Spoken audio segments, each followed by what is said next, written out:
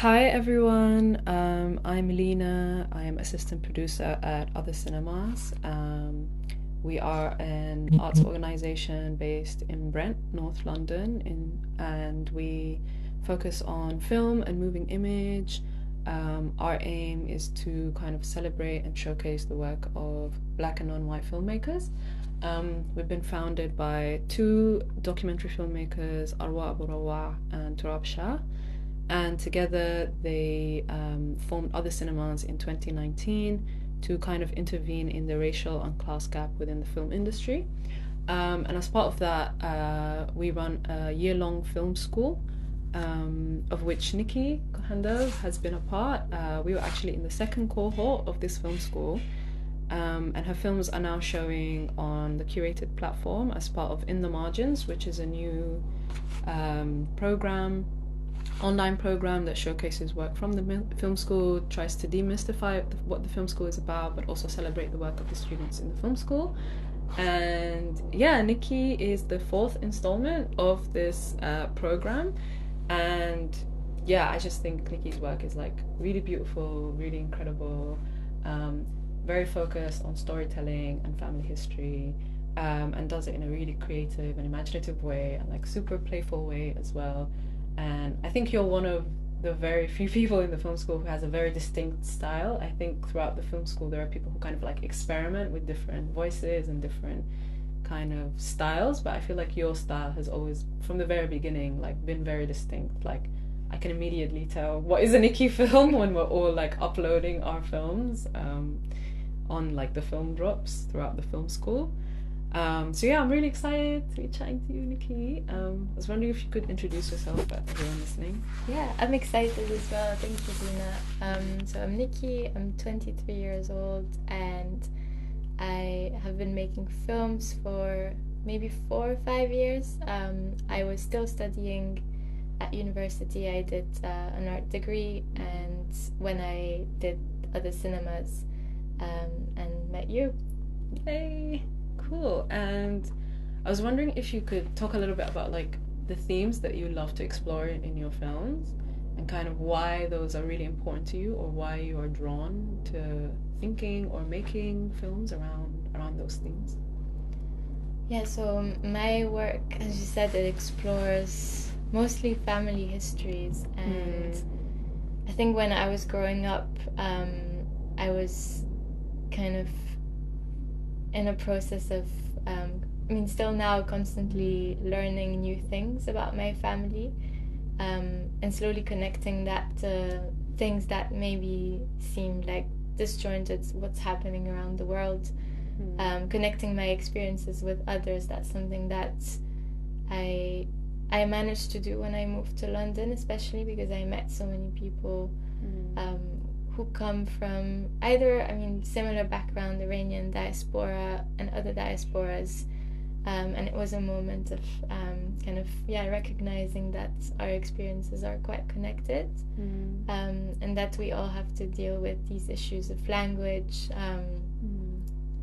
the classic, very cliche feeling in between as well. Yeah.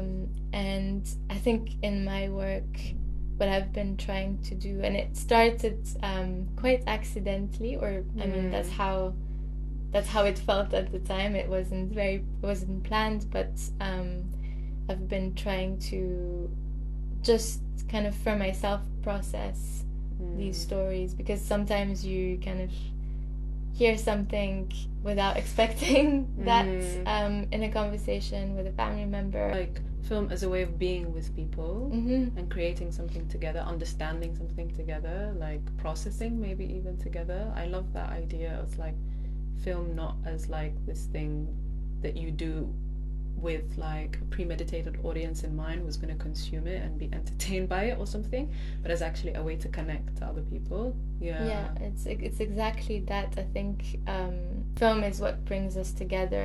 It's more about the making of it than about what happens afterwards, I would say. Even for myself, I don't want to use those stories for to advance myself in a specific way, or it's not about objectifying those stories for a specific gaze. and I think even when you're aware of that, it's so hard for that to not happen, because that gaze exists anyways. But I've always been trying to avoid making for the sake of like what happens afterwards with others. It's more about the making of the film brings us together, and it creates situations that otherwise wouldn't exist in my family. It opens up spaces where we have conversations that just wouldn't happen otherwise. That sounds really beautiful. Like that it's like the filmmaking process kind of opens people up to speaking about things that maybe they wouldn't necessarily have spoken about before, and it gives you the chance to be in conversation with them and to respond and to kind of excavate something like together. I love that. Like, do you feel like your family communicate with you maybe more honestly in film, or it's seen as like something that's like fun and playful, and so there's like a space almost to relax, and it's not like a serious conversation, or it's not like an extraction of information, but it's just kind of like storytelling, you know, like it's just a process of narrating something, and not like a space of judgment or a space of interrogation, if that makes sense? I would say actually like they've always been the ones to open the space, and then it's my response that maybe it's like that dialogue which creates this ideally non-judgmental space. I would say usually it's actually been these moments that I try to seize where someone opens up, and over the years they've noticed that I'm taking notes or I'm recording, or maybe a few weeks after we had the conversation there's a drawing that comes up that suddenly I show to them, and so it's in that space where slowly something builds up, and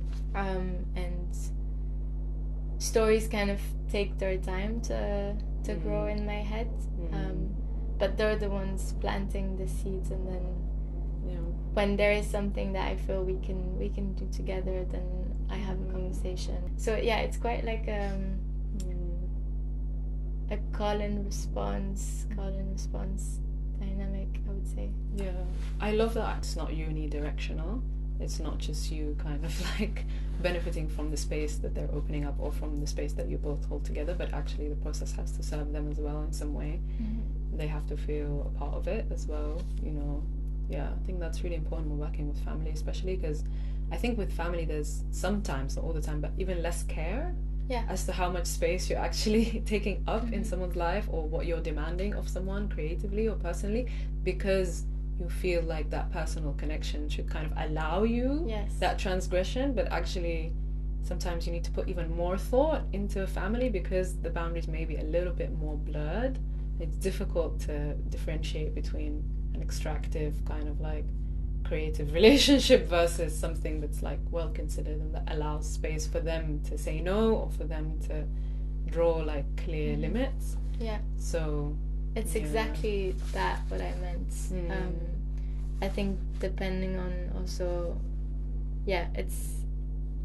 it's really difficult to tell sometimes, and that language as well around boundaries is something that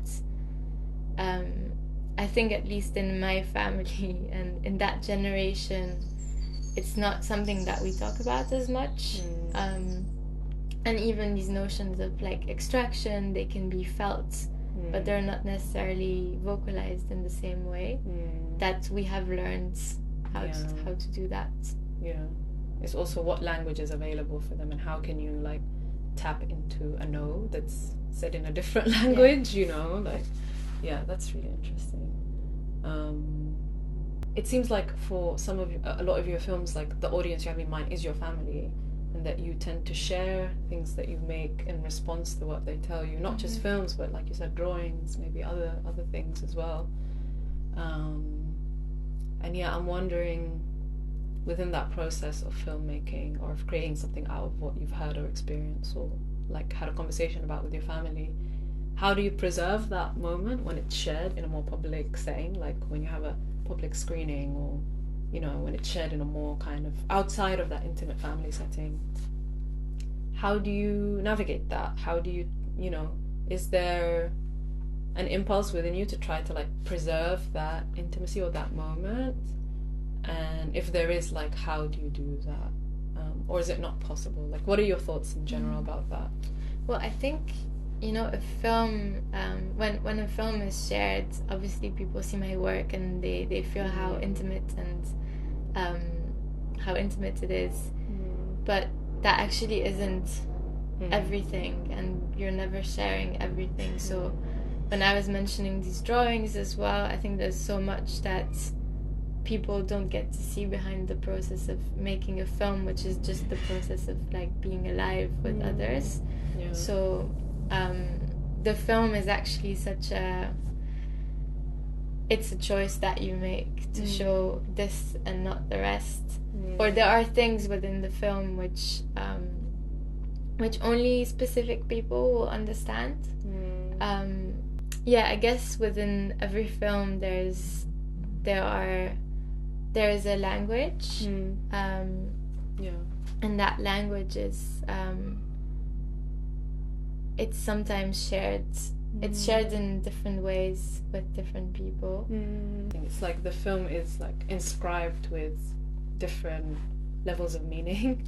And different, like you said, languages, and that creates a different relationship to whoever is interacting with it, viewing it. That's really interesting as a way to kind of honor your family kind of intimacy and like the space where these things were shared, but also be kind of open to also sharing it with others. It's like your films are embedded with some form of secrecy, but not everyone knows what that secret is, because it's not everyone can translate it, that's super interesting. You don't know if you don't know what you're looking for, you can't find it. Exactly. I think that's such a powerful way of that kind of like special inscription within the film, such a powerful way of preserving the identity of the film, preserving the relationships that made it possible, but also opening up like a generous framework or space to be able to share these things.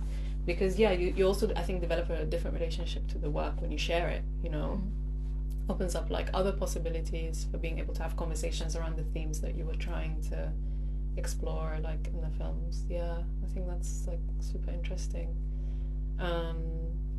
And speaking of like language and translation, and like meaning within the film, within your films, I was also wondering kind of why film as a way to transmit these histories or these stories.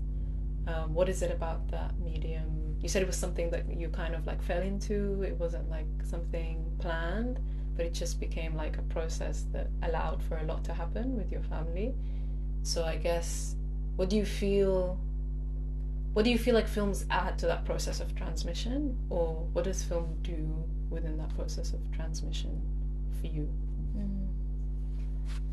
Well, I guess it really goes back to like that aspect of performing or rehearsing something together that you mentioned before the interview, but being kind of together in this act of storytelling. I found that film is for me it's the best way to preserve that moment. And I know I'm not naive about what film can't preserve everything, and like the strip itself degrades over time. And a few months ago, actually I think it was last year, during the last edition of Sapphire Film Festival, I was listening to this filmmaker talking about archives, Mohammad Yaoubi, and he was talking about this obsession that film institutions have with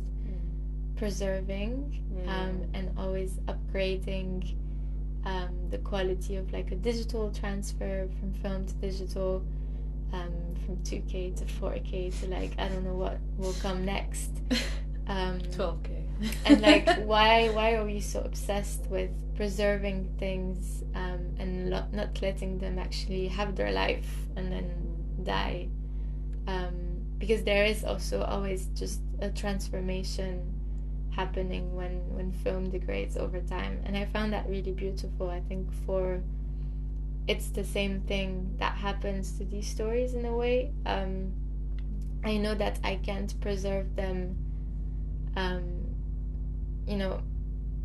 as they are, but there is something that can be done when we share them, when we rehearse them. So that's what I found that film can do. It's that act of sharing in between us and then sharing with the wider audience. And films can travel so easily. It's just like, it's amazing. When I was studying fine art, I also kind of felt I felt a block when it came to doing anything else. I think because there was a lot of tradition that was embedded in other mediums like painting or sculpture, which I know these things have been deconstructed as well, but there was still this sense of like how to do it right, and I don't know how to do it the right way. Whereas film was just it was quite playful, I guess, and it just didn't carry the same weight. I normally don't really ask people like, how did you get into film? But I think in this case it's like really interesting. So in foundation I was in the painting pathway. Okay. And I barely painted. It started already from there. Like, I think I was faced with like this choice of either getting into that and learning, kind of taking this route, or going in the other way, and I just decided to go in the other way. We had I remember we had a few projects. I mean, a tutor brought in this overhead projector and these old slides, and they were asking us to think of light as a medium to paint, and that's kind of how I started thinking about images, looking through my own family archive, and then very slowly that developed into editing. I mean, I was editing in a very abstract way. My first films were really not narrative in that sense. Okay. And I remember making these and then feeling quite confused as well about what it was meant to do and showing it in correct context. But I had one tutor who was very encouraging and who encouraged me to write as well, to continue in that direction of filmmaking, but thinking about stories. So I want to ask you a more specific question about the first film that I saw you make at the film school, which is Then Love Is the Name. Could you talk a little bit more about that film and how it happened? It was at the Slade. They had this like role that was left from a workshop, and they asked me to film the students who were coming back for the degree show that they had missed because of COVID. Yeah. And part of it, as you know, is the students' protest against institutional racism. And it was a week where students occupied the building at UCL. At the Slade specifically. And it's actually, I think, talking about it at the moment, you can't help but link it to the current student occupation that's ongoing. I think at the time there was still a lot more that could have been asked, but it felt important to record that moment, especially knowing that it was inscribed in something that was larger than what it was. I mean, there's a big history of student occupations. I think in the UK I've been looking at archives recently, and I mean, it's interesting, like, so much of that history is not necessarily, it's not taught to us. What's happening at the moment, it happened in the 70s as well, the anti-apartheid movement, and so I think at the time, again, it was just an impulse to record, because there was a feeling that, knowing that if we didn't record it, no one else would. And the occupation also didn't last for that long. The banners were taken down really quickly. So it was just, kind of my way to contribute to what was happening, and to make sure this isn't swallowed by like the university's rhetoric. And we see that they're doing this at the moment as well, with how they're trying to frame the occupation, the current occupation for Palestine. The movement that's asking for divestment is being just vilified constantly by the university. And I guess what was different at the time was that they managed to contain it somehow.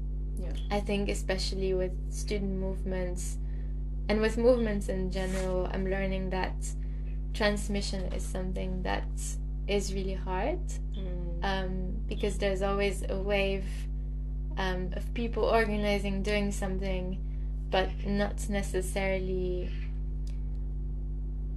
I guess it's not to say that transmission doesn't happen, but especially when it's with students, you're just new. You're new to this. And you haven't necessarily looked at what are the strategies that you can use, what is like, where is your power, how is your power best used. And I just think it's something that's really important to think about. I think it's a powerful way of creating, like, that film and filmic documentation, other forms of documentation of student movement, I think are really a powerful way of like creating some form of memory within an institution where there's a quick turnover of students constantly. Like, you're there for like 3-4 years max maybe, and then you move on to the next thing, and so the legacy of that student work is almost erased in some way if there's no active effort to keep the memory of it. Especially universities, as they develop their tactics and their strategies of like suppressing any kind of dissent within the university, students are kind of almost having to start from the beginning every cycle, every 3-4 years. So I think it's important to keep that memory and open, and keep the memory of what was possible even, because sometimes it is about that imagination of like seeing a film where students are like doing an encampment in the 70s and saying, oh, there is precedent for this, like it was possible at some point, so it can be possible now. Definitely. And it's funny because now I'm thinking about these banners being taken down, and how you're mentioning the university getting stronger and going to the encampments. At the moment, every time there's a banner drop, it only lasts for, that banner is taken down within a day. And thinking about what happened a few years ago, and we had them up for longer, but that was also, now I'm realizing, maybe the university not feeling threatened economically, because the current movement is also targeting, it's about how they have so much power, why they have so much money, why they're investing in these lethal industries and genocide. And I'm also wanting to say I'm really critical at the same time about how much this film does, and how much it's showing that moment, what reality it shows about the movement, which it still was something that died down very quickly, in the sense that it wasn't the movement wasn't like carried on after that occupation. I think the silence in the film stops the film from being too romanticized, There's this kind of like really uncomfortable extended silence that never really results in anything being uttered like verbally, and I think that creates some sort of tension in the film. I think it reflects like the silence of UCL, the silence of maybe the staff even, the silence of maybe the wider community to what was happening at Slade. But I think it also creates this like breathless quality, like at any moment the university could clamp down, end this kind of like thing that's just beginning to form, just beginning to take shape. So I think, yeah, for me, like, the silence does create that tension and like offers a little bit more complexity to what's happening. And I was wondering what that silence meant to you and like why you chose to go with the silent film. And it's quite a long film as well. It's 7 minutes of silence, so it's not even like 2 minutes where you're like, okay, I can do this. 7 minutes, so you're really immersed in the silence, you know. Yeah, imagine 7 minutes and then compare that to like 4 years, 150 years of silence. Of silence, exactly. 150 years of not talking about our history, about, you know, being so at the forefront of like eugenics being developed, all of that. I mean, I think I was, again, not necessarily thinking about it in a conscious way, but for me it just didn't make sense, because there was, and there still is, so much silence at the moment surrounding these issues. I think I kind of always want to acknowledge, you know, for like a small part of people who are raising their voice, there is still so much silence. And that was probably the decision to keep the film silent. Was also, I mean, it was also about people giving a space for the audience to reflect, and sound, you know, sound has its role in that, but the sound of silence also creates something. It also creates this space for them, and thinking about the film as you talked about the film as a way to kind of remember what is possible and remembering the words as well. For me, it was more important to have that space open for people to read Chris's words, which was a love letter to the institution, a love and maybe hate letter at the same time, to those spaces. And I know a lot of people who viewed the film, also there's, I mean, for every person who felt really uncomfortable and bothered by the silence, because we're also not used to it in cinemas, there were people who enjoyed reading in their heads, reading out loud the text, and I think it's just, it creates something different, right? It makes the space very uncomfortable, in the same way that, you know, for all those years the space has been uncomfortable for students of color, for students from marginalized backgrounds going into that institution. I think it just makes that silence present for everyone, and it's difficult to make others hear silence. You can shout, you can make a lot of noise, but actually sometimes silence is the best way to make them hear and to reflect their own silence to them. Yeah, that's beautiful. I also just have this like vision of like people watching your film and like together reciting the words as the film plays. Like, I've been wanting to organize that would be really so beautiful. Yeah, definitely. I'm also, as you were talking right now about silence, like I was just thinking how important it is to transmit the silences as well. The memories we hold contain silences, they contain gaps, and it's important that we inherit those silences along with the other information, you know, and that these gaps are just as important to our history as everything else. And so, yeah, I like this idea of like transmission that includes silences, that doesn't shy away from including those silences and from giving them the space that they do occupy, like within whatever you're trying to capture. So yeah, that's really interesting.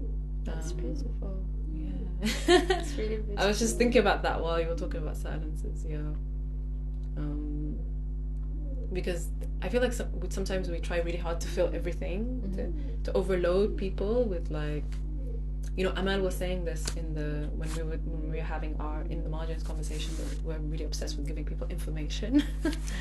But I think sometimes it's important to pass on the silences as well.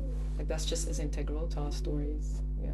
It goes back to like what we were saying at the start, I think, about how do you deal with such intimate moments being shared with others. And I think this gaze that like is very threatening, that wants to know everything, that feels like if all the gaps are filled, then the story is complete, somehow like more valuable, or it has this like currency that you get something in return from like giving so much about yourself, the people around you.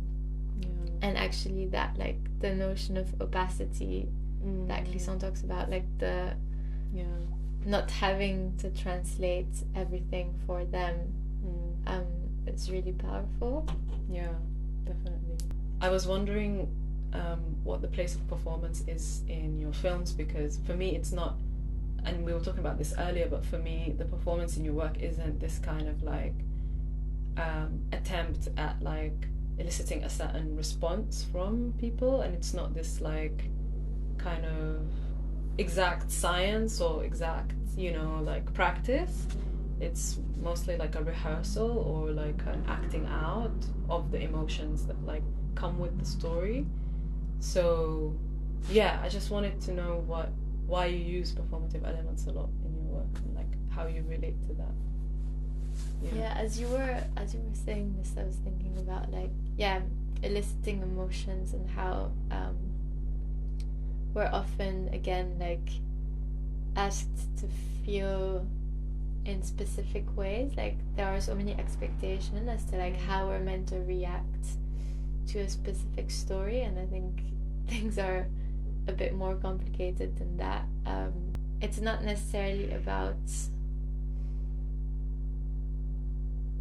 forcing yourself to feel something, but at least doing it becomes a way to like make yourself aware that you know, this kind of materialize the story in front of you, and that gives it a shape, that gives it a color, something tangible. And so maybe the rehearsal, the performative element in the film is a way to you know, inscribing things in your body is also part of this act of remembering. I was thinking about the difference between a script and storytelling. You know, that a storytelling, you kind of know the story you're going to tell, roughly, right? But there's something about the way you tell it that's different from something scripted that you're reading out or that you've memorized and you're performing. You know, there's just a different relationship to the narrative. Yeah, there's more space for you as a person rather than as a character or as this kind of like persona, you know. And I think that's the difference I see in your film in terms of performance, that one is kind of very malleable, one is very much about the relationship, and it's not necessarily about like the gaze, you know, whereas another is more about an exact kind of like memory and trying to elicit a particular response in you in this very calculated way. And it is about a particular audience, is about a kind of outward facing in some way, you know. I think for me that encapsulates why I love your film so much, because they are in the space of storytelling, and they kind of like open up this really generous space for people to enter into this world or into these relationships, or to be like thrown into like the intimacy of your relationships for a moment, you know. So yeah, I don't know if this makes sense, but it does completely. You know, it's that like the gap between the written and the spoken, between oral history, is that like, you're right, it's that thing of not rehearsing, because the story is in you and you kind of trust that it will come out in one way or another. And that's where like the beauty of it is that every time it slightly shifts, because you have also shifted as a person. And it's interesting that you know, film has so much in common with writing, and this idea of like defining how the narration will happen and how it has to make the viewer feel.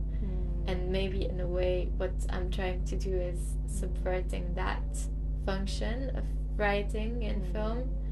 And it's also thinking about language more expansively, like how do we communicate when our languages seem to be similar but they're actually not. We might be using the same language, the same words, but they don't mean the same thing to us. They don't carry the same stories, they don't carry the same weight. So I really that's I'm gonna be thinking about this difference of, I also never write scripts really. I think I have often been like just playing with different bits of writing that I kind of I change where they are. I change, like I look at how, you know, what would it do if this was the first story, and then like how do I connect it with that one? And it kind of feels more like a puzzle that becomes a substitute for some sort of script. Right, I see. Yeah, so you're constantly playing with the order, like the configuration of things. Yeah, that's really cool. I think also in Dancing Ghazal, and how do you say the other film? Kharab Kari, which means like there's no word to translate that, but in French you say like a bêtise when like you've done something silly or stupid, something you shouldn't do. Like kids just doing like mischief, I guess. Okay, I see. So like kids getting up to no good kind of thing. Okay, that's really cool. And in that film you are kind of like interviewing family members around about like moments where they've done that. And in Dancing Ghazal, it's kind of a story that also lends itself to childhood a little bit, you know, like there is this string in a lot of your work that's like, I don't know, I think watching a lot of your films, I feel like you're speaking to the child in me, if that makes sense. Like, it's not necessarily that it's made for children, but it is made for the child in every single one of us. You're speaking to that child in a way, like at least for me, that's how I experience your films. And I don't know, it does something. I'm trying to like articulate what it does, but I think the folktale quality of it, the like mythical, magical quality of it kind of disarms you a little bit. Like usually when I'm sitting and I'm watching a work, like I'm ready to like critique, you know, like I'm ready to like you know, turn my brain on and be like, what's happening here, let me see, you know, like my brain is like going at a million miles a minute. But I think your film kind of disarms those instincts a little bit, and it calms you down. Like for me it really does that, and it speaks to the child in me, and it allows me to engage from that place. It disarms this need to excavate and interrogate and examine everything like to the nitty-gritty, which is how my brain usually works, you know. So I think there's a really like kind of unique quality to your films because of that, and it allows you to also maybe like, it allows me to be able to feel a lot more because I'm experiencing your films from that childlike place, and to almost be taken care of, you know, like there's this space to be held and to be taken care of, and like to feel held like during your films. I really like, this is really how I experience your films. Do you make films from that childlike place? Where do you make films from? Where does it come from? Like those films that have that folktale quality to it.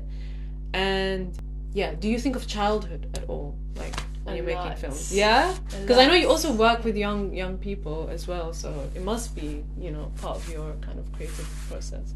I mean, I'm really happy to hear that it touches the child in you, because I'm trying to find the child. I think making film is also, I mean, that process is so deeply rooted in trying to have a conversation with the child in myself, and I don't hear her that much, but I try to imagine what she would say.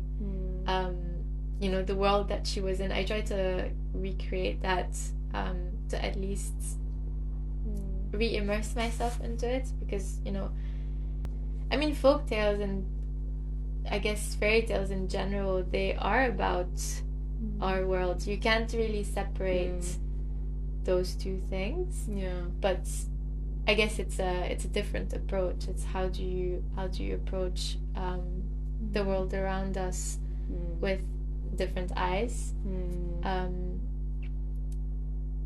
I think we're maybe stuck in this dichotomy of the real and the not real. And I was reading this book, Seeing for Ourselves, recently, that talks about how so much of the world that exists for the author is actually not visible to the eye, and how much of it is part of the kind of